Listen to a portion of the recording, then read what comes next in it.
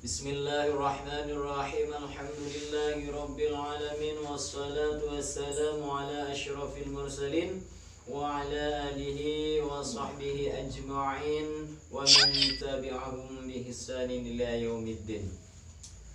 Bismillahirrahmanirrahim. Ulaika ala hudan min rabbihim wa ulaika humul muflihun.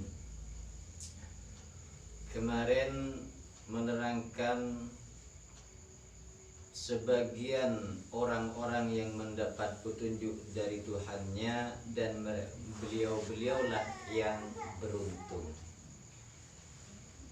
Kemudian diteruskan pada surat ini Al-Baqarah dari ayat 1 sampai 5 menerangkan tentang orang-orang yang beriman dan bertakwa. Dari Alif Lam Mim sampai ayat 5. Nyampe ke ulaika ala hudan min rabbihim wa ulaika humul muflihun. Seterusnya kemudian pada surat Al-Baqarah juga menerangkan bagian orang-orang yang kafir dan juga munafik. Surat Al-Baqarah ayat 6 dan ayat 7 yang berbunyi Bismillahirrahmanirrahim. Innal ladzina kafaru sawa'un 'alaihim a anzartahum am lam tunzirhum la yu'minun. Sesungguhnya orang-orang kafir sama saja bagi mereka engkau beri peringatan atau tidak engkau beri peringatan, mereka tidak akan beriman. Al-Baqarah ayat 6. Di sini kebalikan dari yang depan Al-Baqarah ayat 1 sampai 5 menerangkan beliau-beliau yang mendapatkan petunjuk dari Allah sebagaimana yang kita baca dari Alif Lam Mim sampai ghairil maghdubi alaihim waladdallin, dan bagaimana kita menerapkan bacaan tersebut menjadikan perilaku. Nah, disitulah orang-orang yang mendapatkan petunjuk dari Allah dan juga beliau-beliaulah yang akan beruntung. Makanya tingkatan iman ini bukan hanya kita baca. Contoh kita semuanya pada umat Islam yang sudah mengkaji dari kecil sampai dewasa urusan sholat yang menjadi rukun Islam dan rukun imannya. Sebenarnya di sini penjelasan rukun Islam dan iman yang harus kita imani, yang harus kita percayai. Karena iman cuman percaya tidak, tapi tidak mempercayai. Ini sama saja larinya nanti kepada munafik. Beda dengan orang-orang yang ingkar.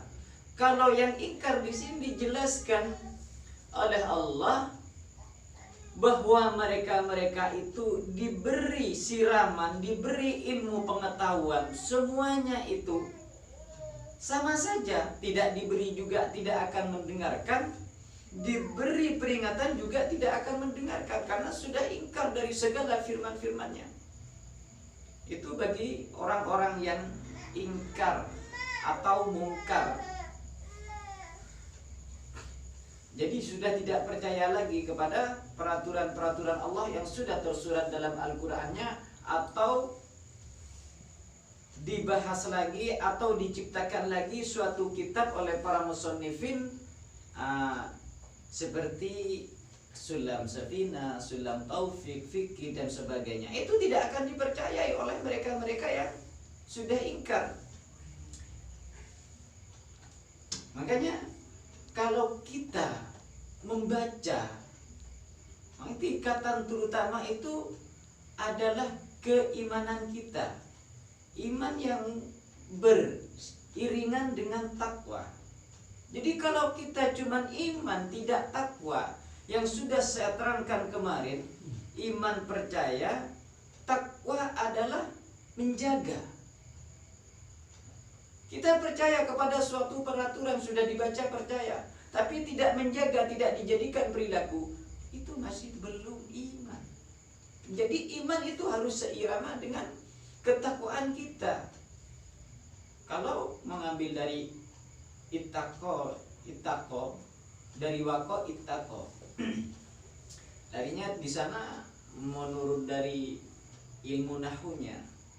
Jadi mana bertakwalah, takutlah. Makna takut dari depan kan sudah saya terangkan kemarin. Jadi yang harus kita jaga itu semuanya.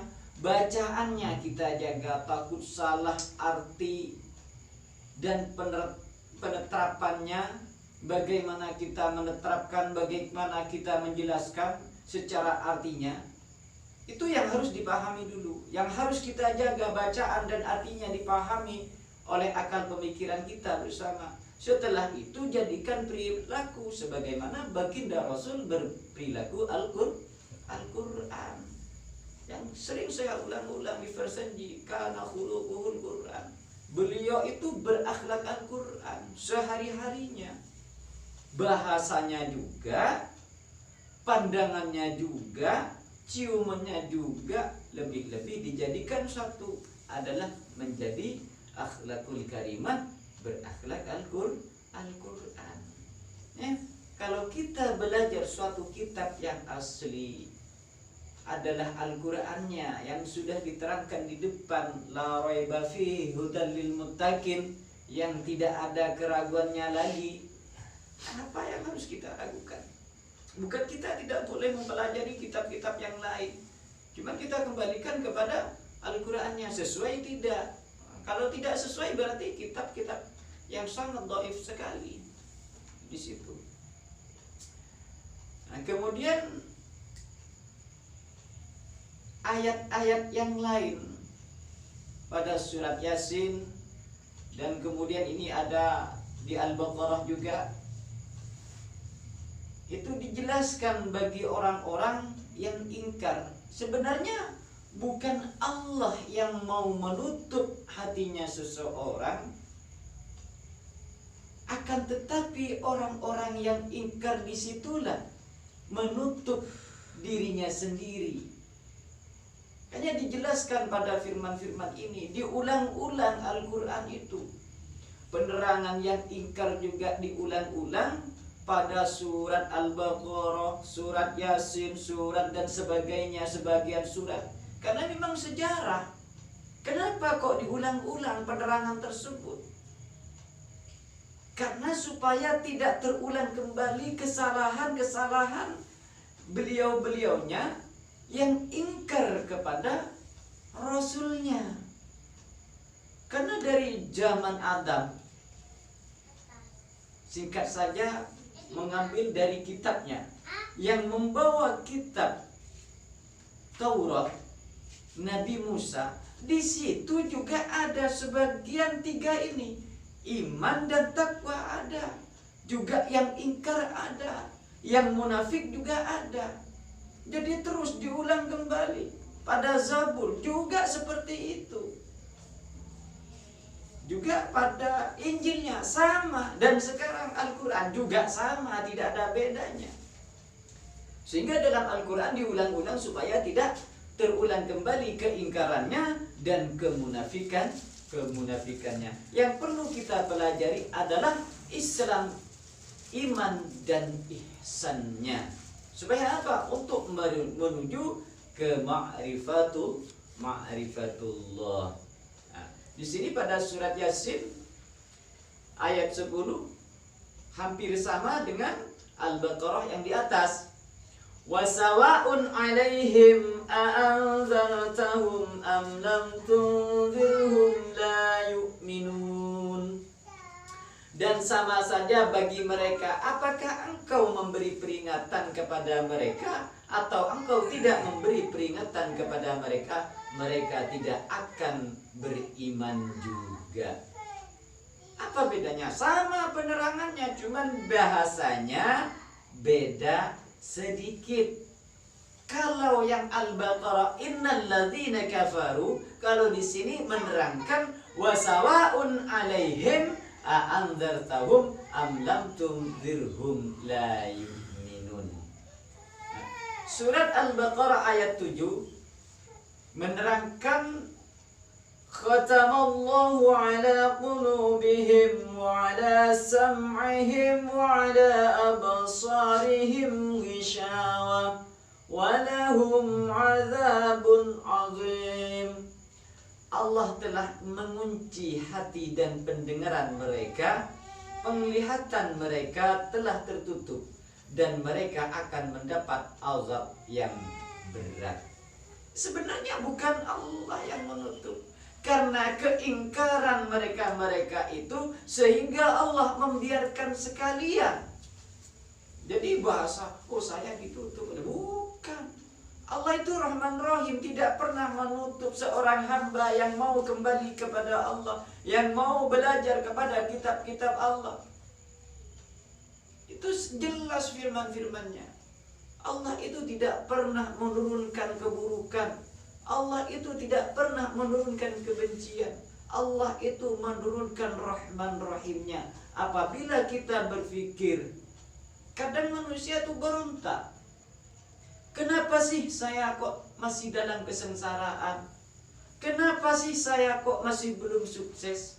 Sedangkan saya sudah ibadah, saya sudah sembah Allah, akan tetapi meronta dalam hatinya. Nah, itu yang harus kita pikirkan. Kalau kita kembalikan kepada sifatullah Rahman Rahim, karena kasih sayangnya Allah, sehingga manusia itu dalam hukum diuji supaya kedewasaannya betul-betul dewasa. Ya karena kasih sayangnya. Karena Allah jelas pada firman-firmannya, innallaha ma'ana. Jadi Allah itu tidak mau jauh dari kita, dari makhluknya. Cuman kitanya sendiri yang lari darinya. Sehingga Allah karena sayang supaya kembali kepada Allah. Apa maksud kembali kepada Allah?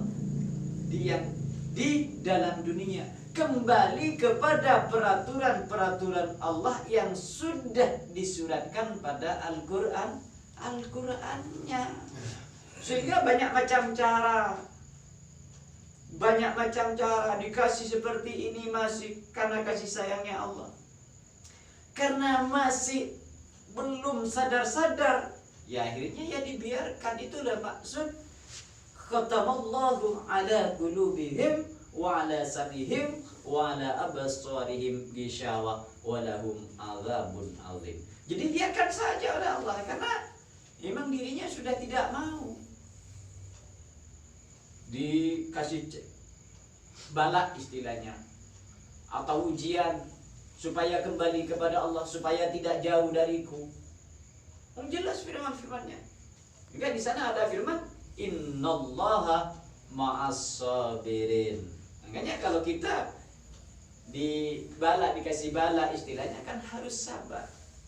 Karena Allah itu selalu bersama dengan orang-orang sabar kan seperti itu. Allah itu tidak mau jauh. Cuman manusianya sendiri yang menjauh dari peraturan-peraturan Allah Subhanahu wa ta'ala, kitabnya yang tidak pernah ada salahnya dan juga tidak ada perselisihannya. Cuman perselisihannya itu nalar para ulama beda pemahaman, bukan salah paham. Tujuannya ya sama sebenarnya, untuk menuju ilahi, pemahamannya yang beda. Kemudian surat An-Nisa menerangkan juga bal taba'allahu 'alaiha bikufrihim. Bahkan Allah telah mengunci hati mereka karena kekafirannya. Kan jelas Allah menguncinya hati-hati mereka karena kekafirannya sendiri, bukan Allah yang mengunci. Jadi karena mereka itu ingkar, ya dikunci dengan kekafirannya sendiri. Ayat ini menerangkan seperti itu.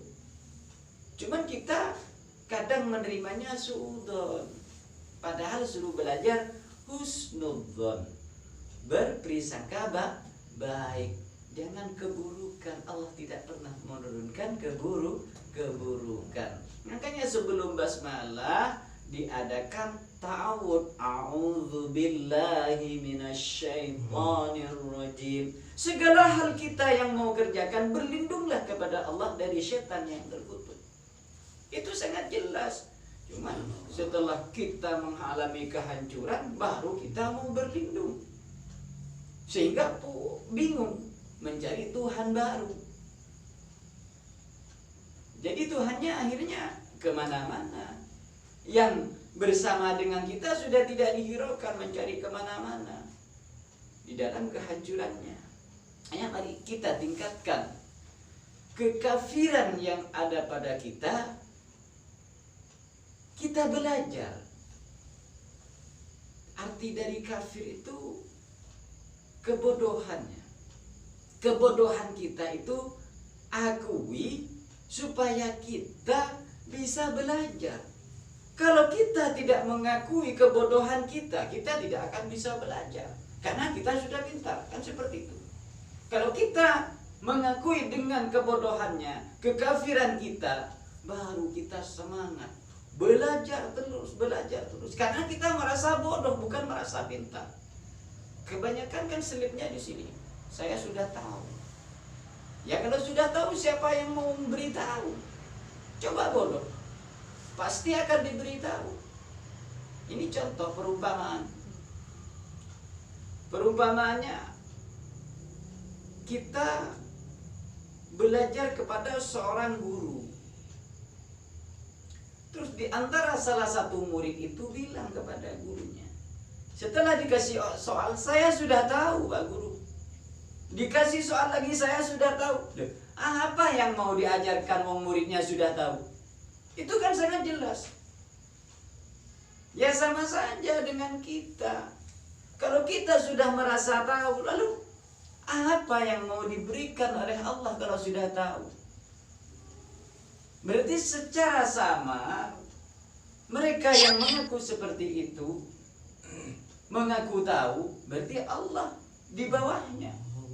Kesyirikan yang sangat samar sekali. Padahal Allah yang maha tahu.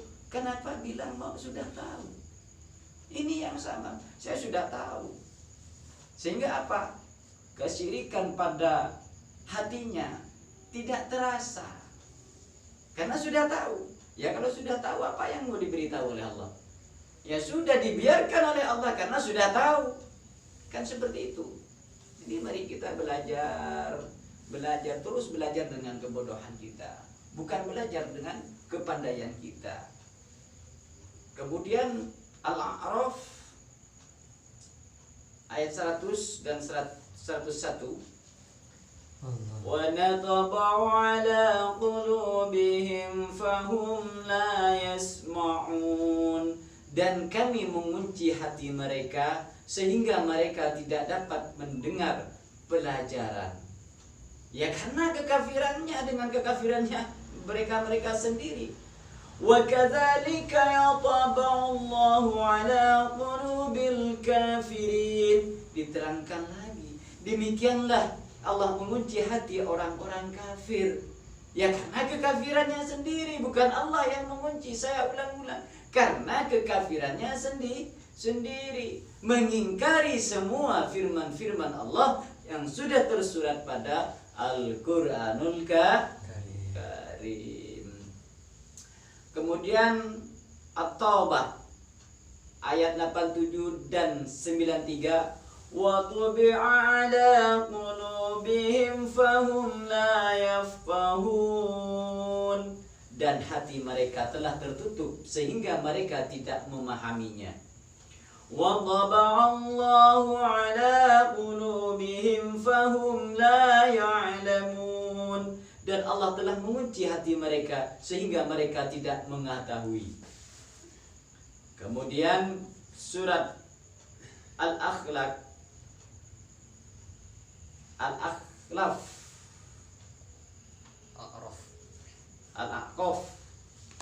26 ayat 26. وَجَعَلْنَا لَهُمْ سَمْعًا وَأَبْصَارًا وَأَفْئِدَةً فَمَا أَغْنَى عَنْهُمْ سَمْعُهُمْ وَلَا أَبْصَارُهُمْ وَلَا أَفْئِدَتُهُمْ مِنْ شَيْءٍ.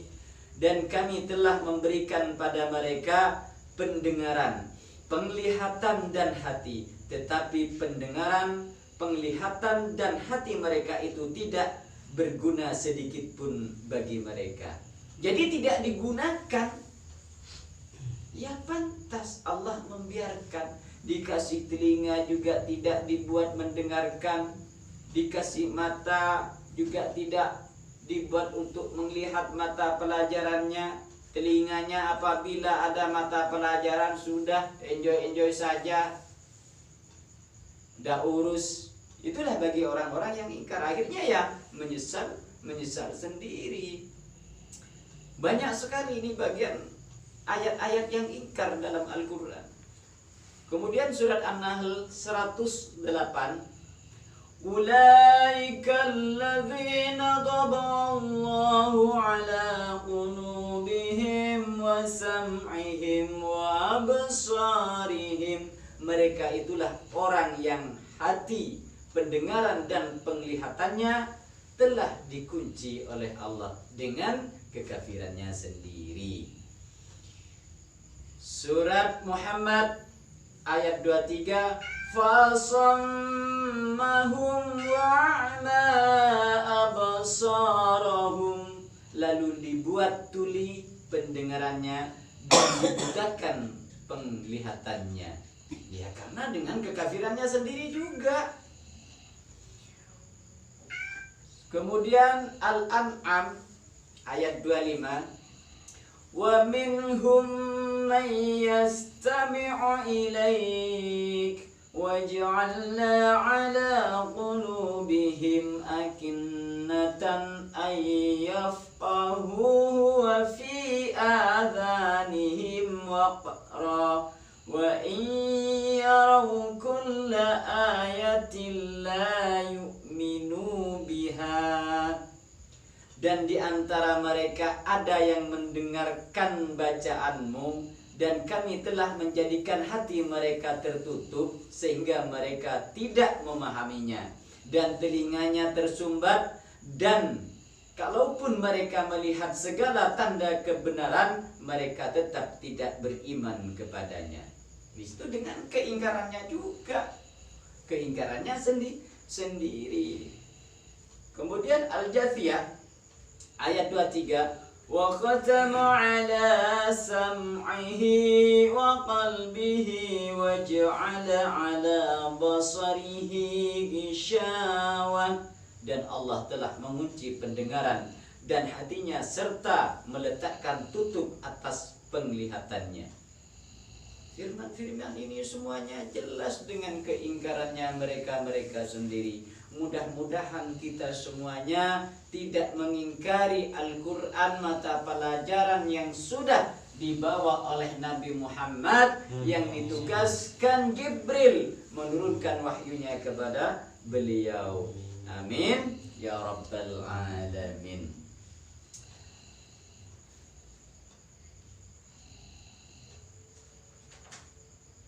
Kemudian macam-macam manusia yang ketiga di dalam munafikin.